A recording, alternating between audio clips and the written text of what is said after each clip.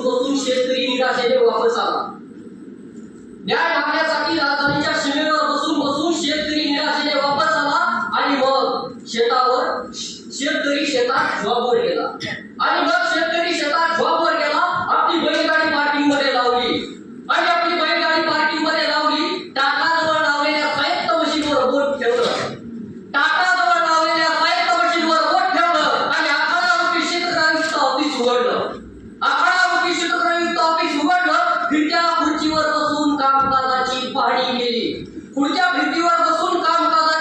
केली तर बरेच ऑनलाईन फॉर्म गहू हरभरा पालेभाज्या अशा अनेक गोष्टी मिळवण्यासाठी ग्राहकांनी केले होते। मग शेतकऱ्यांनी मागणी आणि पुरवठा यांचा सखोल अभ्यास करून जागतिक बाजारपेठेचा अंदाज घेऊन त्या दिवशी माल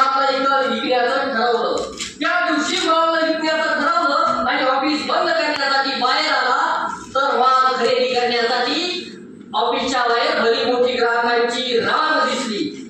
त्या रांगेत उभ्या असलेल्या लोकांनी माल विक्री सुरू करा अशा घोषणा दिल्या। त्यावर शेतकऱ्यांनी गंभीरपूर्वक उत्तर दिलं।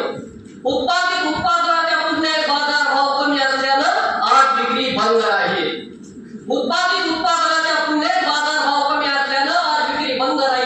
आणि आपली बैलगाडी काढली आणि कदाचित स्मार्ट सिटीच्या दिशेने तो निघून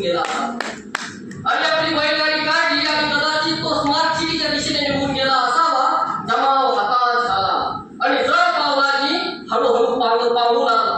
काही दिवस असेच गेले तरी शेतकऱ्यांनी आपल्या शेतीमालाची विक्री चालू केली नाही। लोकांचे जगणे कठीण झाले।